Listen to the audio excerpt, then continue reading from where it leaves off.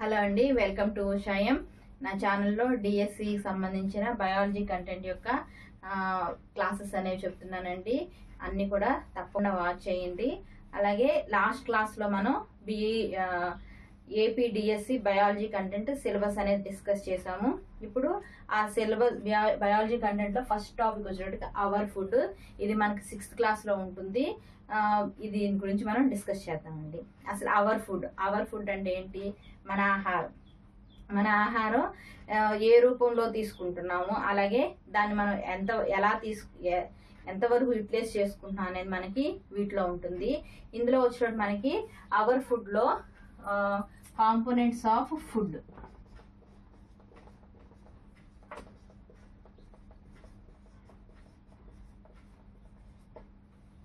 Components అంటే ఏంటి అంటే ఆహారంలో ఉండే వేరు వేరు పదార్థాలని కాంపోనెంట్స్ అంటారు అనమాట. మనకి ఇదివరకు 6th క్లాస్ టెక్స్ట్ బుక్ లో వచ్చేటికి ఇంగ్రీడియంట్స్ అనేవాళ్ళు.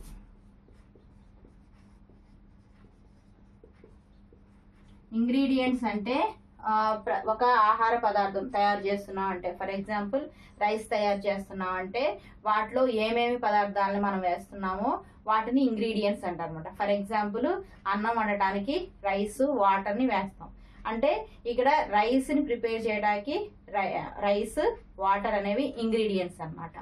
తర్వాత ఇంకా మిగిలిన బిర్యానీ కానీ ఇట్లాంటివి తయారు చేయడానికి ఇంకా ఇంగ్రీడియంట్స్ అనేవి ఎక్కువ అవుతూ ఉంటాయి అనేది మనం ఇదివరకు పాత 6th క్లాస్ బుక్స్లో మనం చూసాము. ఇప్పుడు ఎన్సీఆర్టీ బుక్స్లో వచ్చేటికి ఆ టాపిక్స్ అన్ని తీసేసి only components of food, balanced diet, mall nutrition ఇవే ఇచ్చారు మనకి.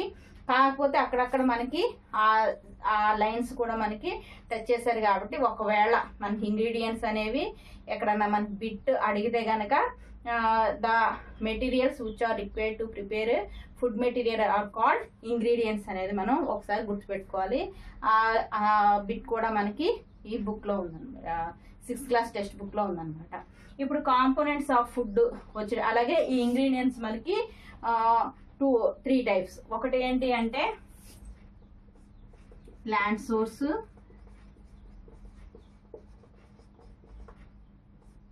రెండోది యానిమల్ సోర్సు,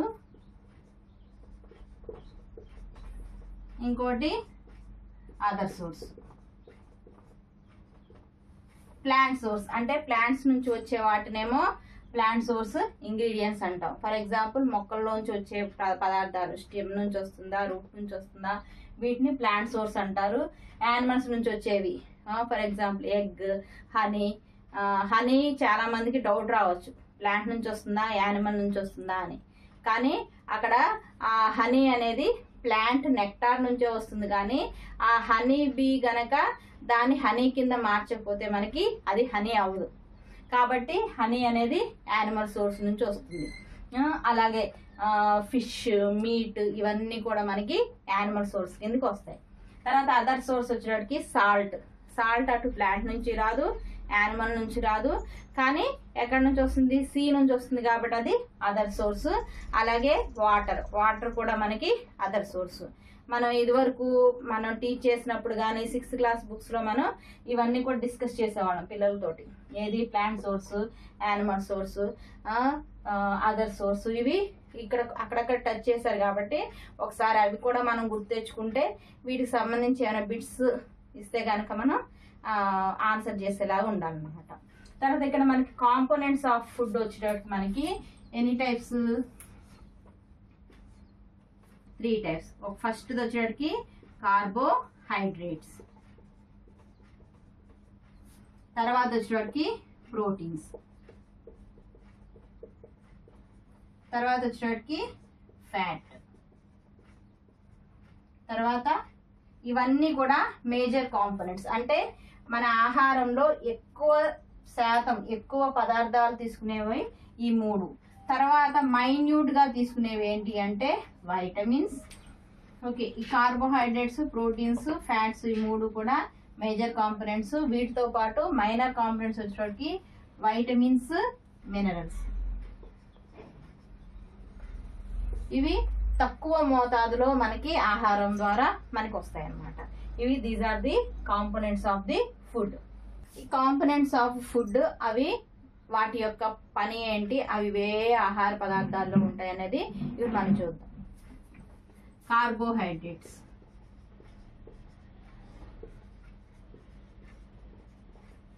కార్బోహైడ్రేట్స్ వచ్చేటికి వీటిని పిండి పదార్థాలు అంటారు తెలుగులో. ఈ పిండి పదార్థాలు మనకి ప్రతి సీరియల్స్ లో అంటే ప్రతి ధాన్యాల్లోనూ ఉంటాయి. ప్రతి ధాన్యాల్లోనూ ఫర్ ఎగ్జాంపుల్ వరి, గోధుమ, సజ్జలు, రాగులు వీటన్నిటిలో కూడా సీరియల్స్ అన్నిటిలో కూడా కార్బోహైడ్రేట్స్ అనేవి ఉంటాయి అన్నమాట. ఈ కార్బోహైడ్రేట్స్ అనేవి దేనికి ఉపయోగపడతాయి అంటే these are energy giving food. Energy giving food అంటే వీటి యొక్క ముఖ్య ఉద్దేశం ఏంటి అంటే ప్రతి జీవికి శక్తిని అనేది తొందరగా ఇవ్వటానికి ఈ కార్బోహైడ్రేట్స్ అనేవి ఉపయోగపడతాయి. అలాగే ఈ కార్బోహైడ్రేట్స్ ఏ ఫామ్ లో మనకి ఫుడ్ మెటీరియల్ లో ఉంటుంది అంటే స్టార్చ్ రూపంలో ఉంటుంది. స్టార్చ్ రూపంలో ఉంటుంది. మనం చాలా చోట్ల ఆకుల్లో గ్లూకోజ్ ని ఫైండ్ అవుట్ చేయడానికి మనం స్టార్చ్ టెస్ట్ అనేది చేస్తాం కదండి. వాటిలో మనకి ఉండేది ఏంటి అంటే కార్బోహైడ్రేట్స్. అలాగే వీటిని ఏమంటారు ఎనర్జీ గివింగ్ ఫుడ్. తర్వాత ప్రోటీన్స్ ముఖ్యంగా ఉండేది ఎందులో అంటే పల్సెస్ అంటే పప్పు దినుసుల్లో ఎక్కువగా ఉంటుంది. పప్పు దినుసుల్లో ఎక్కువగా ఉండే ఏంటి ప్రోటీన్స్. ఈ ఫుడ్ మనకి ఏం చేస్తుంది అంటే బాడీ బిల్డింగ్,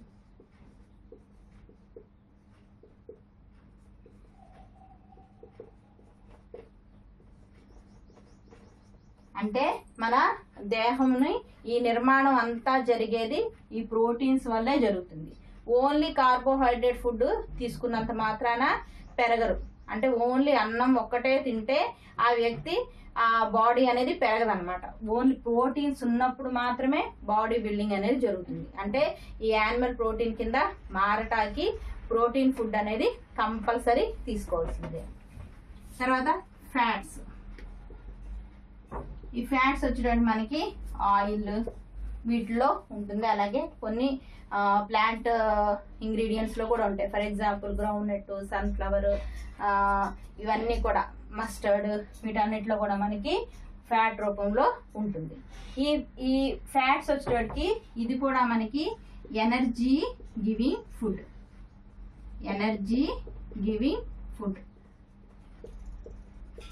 కానీ కార్బోహైడ్రేట్స్ తో పోల్చుకుంటే మనకి ఫ్యాట్స్ అనేవి ఎక్కువ ఎనర్జీని ఇస్తుంది అనమాట. అంటే కార్బోహైడ్రేట్స్ కొంత క్వాంటిటీ కొంత క్వాంటిటీ ఇచ్చే ఎనర్జీ కంటే ఫ్యాట్స్ మనకి ఎక్కువ అమౌంట్ ఆఫ్ ఎనర్జీ అనేది ఇస్తుంది. ఒకవేళ మనల్ని క్వశ్చన్స్ అడగొచ్చు, కార్బోహైడ్రేట్స్ ఎక్కువ ఎనర్జీని ఇస్తుందా, ఫ్యాట్స్ అంటే మనకి ఫ్యాట్సే ఎక్కువ మోర్ ఎనర్జీ గివింగ్ ఫుడ్ అన్నమాట. తర్వాత వైటమిన్స్, మినరల్స్. ఈ వైటమిన్స్ వచ్చేటప్పుడు మనకి ఏం చేస్తుంది అంటే ప్రొటెక్టివ్ ఫుడ్ అన్నమాట. ఇవి ఎక్కువగా వెజిటబుల్స్ లోను ఫ్రూట్స్ లోను ఉంటుంది. వైటమిన్స్ మనకి వెజిటబుల్స్ లోను ఫ్రూట్స్ లోను ఉంటుంది. వీటి యొక్క పని ఏంటి అంటే ప్రొటెక్టివ్ ఫుడ్.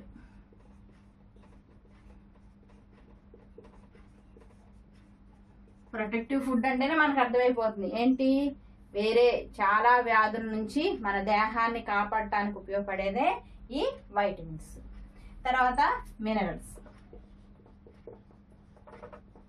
ఈ మినరల్స్ వచ్చినట్టు మనకి ఎగ్జాంపుల్ అయోడిన్, కాల్షియం, మెగ్నీషియం ఇవన్నీ కూడా మినరల్సే.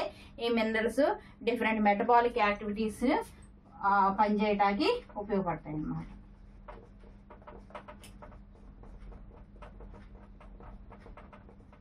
మెటబాలిక్ యాక్టివిటీస్ చేయడానికి ఇవి ఉపయోగపడతాయి. ఇది మనకి కాంపోనెంట్స్ ఆఫ్ ఫుడ్. తర్వాత tests of the food material. Test అంటే మనం తీసుకునే ఆహార పదార్థంలో ఏమేమి ఉన్నాయి అనేది తెలుసుకోవడానికి కొన్ని పరీక్షలు అనేవి నిర్వహిస్తారనమాట. వాటిలో ఇక్కడ మనకి 6th క్లాస్ లెవెల్లో అర్థమయ్యేలాగా కొన్ని టెస్ట్లు అనేవి ఇచ్చారు. అవి ఏమేంటి అంటే ఫస్ట్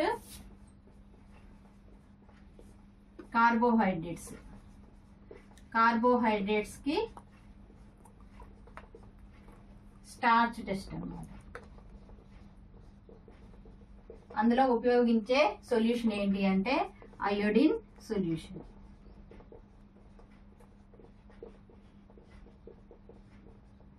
ఈ అయోడిన్ సొల్యూషన్ ఉపయోగించినప్పుడు ఆ ఫుడ్ మెటీరియల్లో గనక కార్బోహైడ్రేట్ ఉంటే ఏమవుతుంది అంటే బ్లూ టు బ్లాక్ కింద మారుతుంది.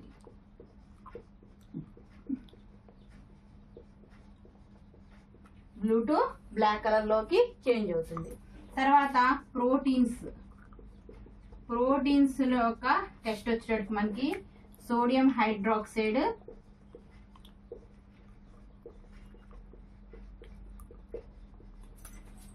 కాస్టిక్ సోడా,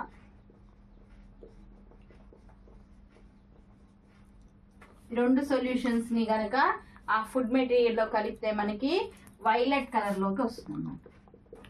వైలెట్ కలర్ లోకి మారుతుంది. ఇది అంటే ఆ ఫుడ్ మెటీరియల్ లో మనకి ప్రోటీన్స్ ఉన్నట్టు అర్థమవుతుంది. ఫర్ ఎగ్జాంపుల్ ఇక్కడ మన కార్బోహైడ్రేట్స్ టెస్ట్ అయోడిన్ వేస్తే కనుక పప్పు దాల్లో ఓన్లీ ప్రోటీన్స్ మాత్రమే ఉంటాయి. అందులో మనం అయోడిన్ వేస్తే అది బ్లూ టు బ్లాక్ కలర్ కింద మారదు. అప్పుడు మనకి అందులో కార్బోహైడ్రేట్స్ లేవు అనేది తెలుస్తుంది. అలాగే ఒకవేళ మనం రైస్ తీసుకుని అందులో సోడియం హైడ్రాక్సైడ్, కాస్టిక్ సోడా వేస్తే అది వైలెట్ కలర్ లోకి చేంజ్ అవ్వదు. అంటే అందులో ప్రోటీన్స్ లేవు అనేది మనం గుర్తించగలం. కానీ కొన్ని ఫుడ్ మెటీరియల్స్ లో కార్బోహైడ్రేట్స్, ప్రోటీన్స్ రెండు ఉంటాయి. ఫర్ ఎగ్జాంపుల్ కార్బోహైడ్రేట్స్, ప్రోటీన్స్ అన్నీ ఉంటాయి కాబట్టి మిల్క్ మనకి ఇటు స్టార్చ్ టెస్ట్ పాస్ అవుతుంది, ప్రోటీన్ టెస్ట్ కూడా పాస్ అవుతుంది. తర్వాత టెస్ట్ వచ్చేటప్పటికి ఫ్యాట్ వచ్చేటట్టు మనకి చాలా ఈజీ. చిన్నప్పటి నుంచి మనకు తెలిసిందే. ఏది బజ్జీల పొట్లం కానీ ఏదన్నా మనం అది కాగితం ఏమవుతుంది ట్రాన్స్లూసెంట్ కింద మారిపోతుంది. అది దేని వల్ల అంటే ఫ్యాట్ వల్ల. ఈ నూనె వల్లే అది అలా మారుతుంది. కాబట్టి ఇక్కడ మనకి ఏంటి ఫ్యాట్ కి పేపర్ టెస్ట్. పేపర్ ట్రాన్స్లూసెంట్ కింద మారుతుంది. ఒకవేళ మనం తీసుకున్న ఆహార పదార్థం ఏమైనా తడిగా ఉంటే ఆ వెట్నెస్ అంతా ఆరే వరకు ఉంచుకుని అప్పుడు మనం ఈ టెస్ట్ అనేది చేయాలి. ఇక్కడ మనకి ఈ అయోడిన్ సొల్యూషన్ ఎట్లా ప్రిపేర్ చేసుకోవాలి, సోడియం హైడ్రాక్సైడ్ ఎలా ప్రిపేర్ చేసుకోవాలి, ఇవన్నీ కూడా ఇవ్వచ్చు మనకి ఎగ్జామ్లో. అలాగే ఒక టేబుల్ రూపంలో ఇప్పుడు ఎక్కువ మ్యాచ్ ది ఫాలోయింగ్ కింద కొన్ని ఫాల్స్ ట్రూ కింద మనకి ఈ టెస్ట్లు అనేవి వేస్తున్నారు. కాబట్టి ఈ 3 టెస్ట్లు కూడా మనం కంపల్సరీ గుర్తుపెట్టుకుంటే మనకి ఎగ్జామ్లో వచ్చినప్పుడు ఈజీగా మనం కరెక్ట్ ఆన్సర్ అనేది మనం ఐడెంటిఫై చేయగలుగుతాం.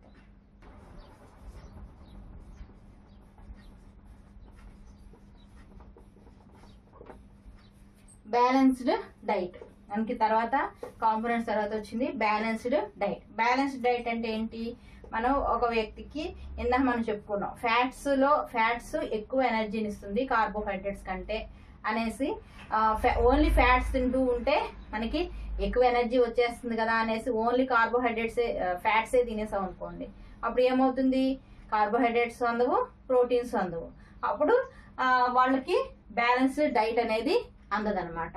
అలా కాకుండా ఉండాలంటే మనం డైట్లో ప్రతిదీ వచ్చేలా చూసుకోవాలి. ఫర్ ఎగ్జాంపుల్ కార్బోహైడ్రేట్స్, ప్రోటీన్స్, అలాగే ఫ్యాట్స్, వైటమిన్స్, మినరల్స్, ఈ 5 కూడా మనకి రోజు ఉండే ఆహారంలో వచ్చేలాగా చూసుకోవాలన్నమాట. వీటి కోసం మనకి ఒక చార్ట్ అనేది ఇచ్చారు, బ్యాలెన్స్ చార్ట్ అనేది. ఇందులో వచ్చేటట్టు మనకి మనం తీసుకోవాల్సిన ఫుడ్లో అధిక మోతాదులో మనం ప్రోటీన్స్ అనేవి తీసుకోవాలి, తర్వాత కార్బోహైడ్రేట్స్ తీసుకోవాలి, తర్వాత వైటమిన్స్, మినరల్స్, తర్వాత లాస్ట్ వచ్చేటప్పటికి ఫ్యాట్స్ అనేది మనం తక్కువ క్వాంటిటీలో తీసుకోవాలి. ఈ విధంగా మనం బ్యాలెన్స్ డైట్ని మేనేజ్ చేసుకోవాలి. ఫర్ ఎగ్జాంపుల్ మనం తీసుకున్న ఆహారంలో మనం ఎక్స్ప్లెయిన్ చేసుకుంటే కనుక మార్నింగ్ మనం ఇడ్లీ తిన్నాం విత్ పల్లి చట్నీ తింటే కనుక అందులో ఇడ్లీలో ఏమేమి వేస్తాము, మినపప్పు, ఉరద్ దాల్, ఇది వచ్చేటప్పటికి ప్రోటీన్. తర్వాత ఇడ్లీ రవ్వ, ఇది వచ్చేటప్పటికి కార్బోహైడ్రేట్స్. తర్వాత పల్లి చట్నీ వచ్చేటప్పటికి గ్రౌండ్ నట్. గ్రౌండ్ నట్ లో ఫ్యాట్ ఉంటుంది, ప్రోటీన్ ఉంటుంది. చిల్లీస్, వీటిలో వైటమిన్స్, మినరల్స్ మనకు వచ్చేస్తాయి.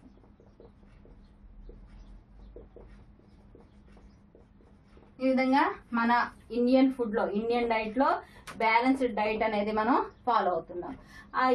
ఇది ఇండియన్ ఫుడ్. ఫారిన్ ఫుడ్ వచ్చేటప్పుడు మనకి పిజ్జానో ఏదో చూసుకున్నాం అనుకోండి, అక్కడ టోటల్ గా మనం చీజ్ తో నిండి ఉంటుంది. ఇది బ్యాలెన్స్డ్ డైట్ కాదు. మనం ఆహార పదార్థాలు ఈ బ్యాలెన్స్డ్ డైట్ గా ఉందా లేదా అనేది ఆలోచించి మనం తీసుకోవాలి. ఇక్కడ మనకు కొన్ని క్వశ్చన్స్ కూడా ఇవ్వచ్చు.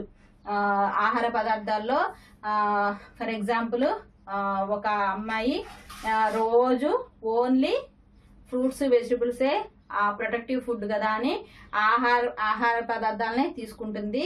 తను బలంగా ఉంటుందా, ఇంకొకళ్ళు వేరే వాళ్ళు ఏమన్నా ఇట్లా ప్రతిదీ తీసుకుంటున్నారు వాళ్ళు బలంగా ఉంటున్నారా అని అంటే మనం ఏం చెప్పాలంటే అన్నీ తీసుకున్న వాళ్ళే బలంగా ఉంటారు, ఇలాగా తీసుకునే వాళ్ళు కాదు.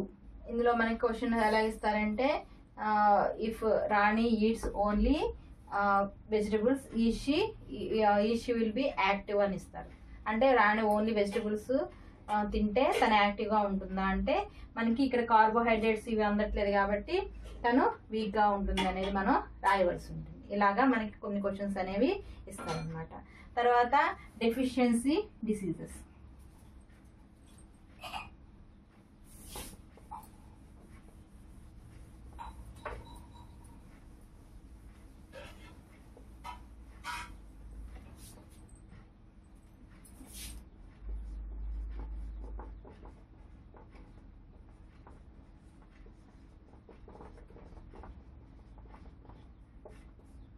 డెఫిషియన్సీ డిసీజెస్, వీటిలో మనకి డెఫిషియన్సీ డిసీజెస్లో మనకి వచ్చేటప్పటికి vitamins, different types of vitamins అనేవి మనం చూసుకున్నాం కదా. మనందరికీ తెలిసిందే వైటమిన్స్ అంటే ఏమేంటి, ఏ, బి, సి, డి, ఈ, కే. ఇవి ఏ ఫుడ్లో ఉంటాయి, అలాగే మనకి ఈ లోపిస్తే ఏమేమి డిసీజెస్ వస్తాయి ఇవన్నీ కూడా మనం చదువుకోవాల్సి ఉంటుంది. అలాగే మనకి 6th క్లాస్ టెక్స్ట్ బుక్ వచ్చేటికి ఇక్కడ మనకి ఒక టేబుల్ అనేది ఇచ్చేసారు కదండి. ఇదంతా కూడా మనం పిన్ టు పిన్ చదువుకోవాలి. మీకు వీలైతే పాత biology 10th class biology text book దొరికితే 10th క్లాస్ టెక్స్ట్ బుక్లో మనకి పెద్దగా ఇస్తారు, అది మనం చూసుకుంటే సరిపోతుంది. డెఫిషియన్సీ డిసీజెస్ మనకి బాగా అర్థమవుతాయి. తర్వాత mall nutrition.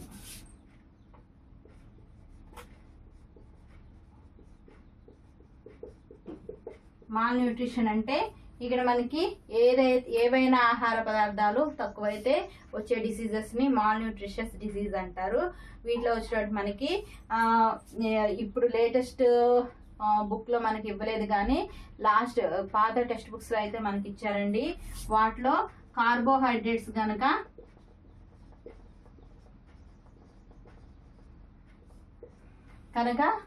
Deficiency of carbohydrates causes marasmus. Carbohydrates proteins రెండు గనక లోపిస్తే క్షావేష్కర్ అనే డిసీజ్ వస్తుంది. దీంతో పాటు కార్బోహైడ్రేట్స్ తక్కువ అవడం వల్ల వచ్చే మెరాస్మస్ అనే డిసీజ్ కూడా వస్తాయన్నమాట. అలాగే మినరల్స్ తక్కువైతే, అయోడిన్ తక్కువైతే గాయిటర్ డిసీజ్, ఇలాగా డిఫరెంట్ డిఫిషియన్సీ డిసీజెస్ అనేవి వస్తాయి. ఈ విధంగా మనం 6th క్లాస్ టెక్స్ట్ బుక్లో ఫస్ట్ లెసన్ అంతా కూడా చదివితే మనకి ఇవంతా కూడా వస్తాయి. అలాగే మనకి ఈజీగా ఈ పాయింట్స్ కానీ గుర్తుపెట్టుకుంటే మనం బిట్స్ని ఈజీగా ఆన్సర్ చేయగలుగుతాం. Thank you. మన నెక్స్ట్ వీడియోలో మనకి new types of parts of plants, అలాగే functions of parts of plants, ఇవన్నీ కూడా మనం డిస్కస్ చేద్దాం. Thank you for watching this video. Please subscribe my channel.